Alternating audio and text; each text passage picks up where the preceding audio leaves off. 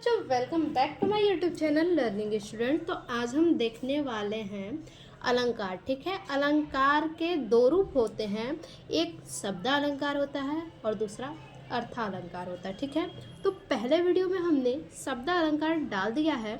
शब्द अलंकार में 3 अलंकार हैं, उन तीनों को हमने डाल दिया है। आज हम लेके आए हैं अर्थालंकार। ठीक है, तो अर्थालंकार में भी 3 अलंकार होते हैं। कौन कौन से?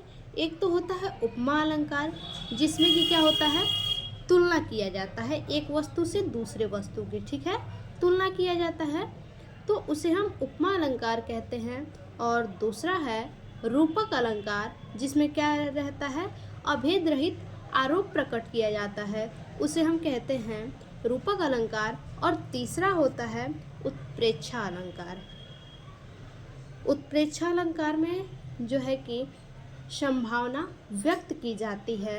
ठीक है, उसे हम कहते हैं उत्प्रेक्षा अलंकार। ठीक है, तो बारी बारी से इन तीनों को हम देखेंगे। ठीक है, तो चलिए देखते हैं सबसे पहले उपमा अलंकार। देखिए, उपमा अलंकार क्या है?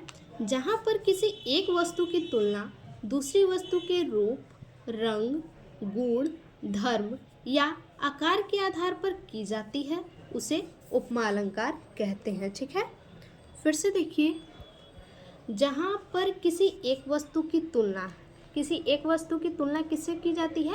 दूसरे वस्तु के रूप से की जाती है, रंग से की जाती है, गुण से की जाती है, धर्म से किया जाता है और आकार के आधार पर किया जाता है। यानी एक वस्तु की तुलना दूसरी वस्तु के किसी भी रूप, रंग, गुण, धर्म, आकार से किया जाए, उसे क्या कहते हैं? उपमा अलंकार कहते हैं।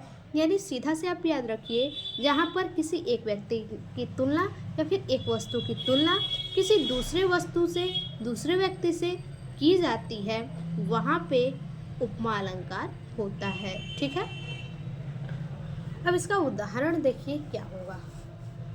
देखिए,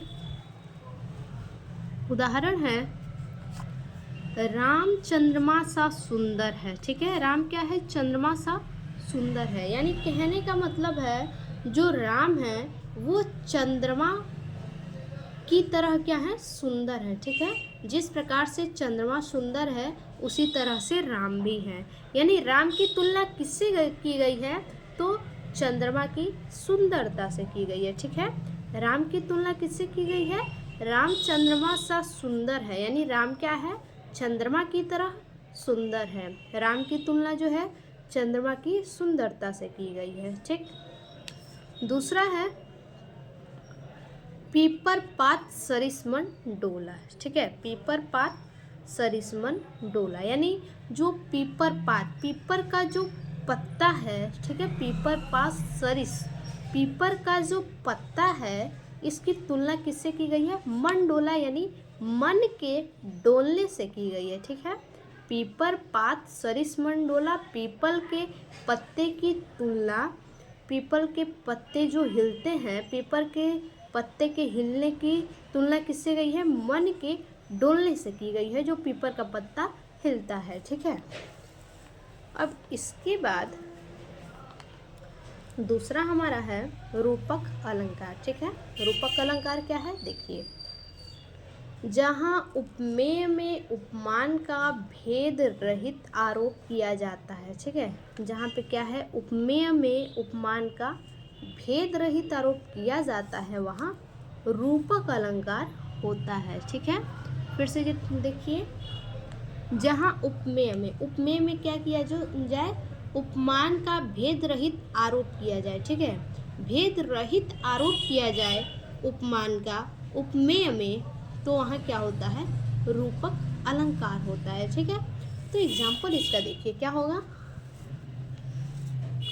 एग्जाम्पल होगा, चरण कमल बंदो हरि राय। ठीक है, चरण कमल बंदो हरि राय, यानी देखिए यहाँ पे क्या किया गया है? आरोप प्रकट किया गया है कि चरण कमल, ठीक है, चरण के समान कमल है, बंदो हरि राय, यानी ईश्वर की जो चरण है उसको किससे प्रदर्शित किया जा रहा है? कमल से। ठीक है, कमल के समान बताया जा रहा है। ठीक, अब दूसरा है, पायो जी मैंने राम रतन धन पायो। ठीक है, मैंने क्या पा लिया है? राम रतन धन पा लिया है। ठीक है, राम के समान जो है कि रतन धन पा लिया है। ठीक, तो ये क्या है? आरोप प्रकट किया जा रहा है। अब इसके बाद जो तीसरा है, आखिरी देखते हैं। तीसरा है उत्प्रेक्षा अलंकार। इसमें क्या किया जाता है? इसमें जो है कि संभावनाएं व्यक्त की जाती हैं। ठीक है, संभावनाएं व्यक्त की जाती हैं। देखिए, जहाँ उपमेय में उपमान की संभावना की जाए। ठीक है, जहाँ क्या हो? उपमेय में उपमान की संभावना की जाए। ठीक है, संभावना प्रकट की जाए, वहाँ क्या होता है? उत्प्रेक्षा अलंकार होता है। ठीक, जहाँ पे संभावना प्रकट की जाए वहाँ पे उत्प्रेक्षा अलंकार होता है। जैसे एग्जाम्पल क्या होगा? मानो हवा के वेग से सोता हुआ सागर जगा। ठीक है, मानो हवा के वेग से सोता हुआ सागर जगा। यहाँ पे क्या है? संभावनाएं व्यक्त की जा रही हैं कि ऐसा माना जा रहा है जो हवा का वेग है। ठीक है, हवा का जो वेग है उस वेग के कारण जो है कि सागर क्या हुआ? सोता हुआ सागर जो है कि जग उठा है। ठीक है, हवा के वेग से, यानी हवा इतनी तेज है जिसके वेग से क्या हो रहा है? जो सोता हुआ सागर है वो जग उठा है। और दूसरा एग्जाम्पल है, यह चांद है कि शबनम का टुकड़ा है। ठीक है, यह चांद है कि शबनम का टुकड़ा है। यानी देखिए, यहाँ भी संभावनाएं प्रकट की जा रही हैं। कहा जा रहा है कि यह चांद है कि, यानी कहने का मतलब है ये चांद है या फिर मानो शबनम का टुकड़ा है। यानी चांद को जो है कि शबनम का टुकड़ा बताया जा रहा है। संभावनाएं व्यक्त की जा रही हैं कि मानो क्या है? चांद जो है वो शबनम का टुकड़ा है। तो आज के लिए बस इतना ही, जो कि हमने अलंकार आपको पूरा बता दिया। हमारे फर्स्ट वीडियो जो है कि मैंने डाल दिया है शब्दालंकार का, और ये हमारा अर्थालंकार है। ठीक है, दोनों में 3-3 अलंकार है। तो अलंकार हमारा खत्म हुआ। फिर से मिलते हैं ऐसे एक और नए वीडियो में। तब तक के लिए धन्यवाद।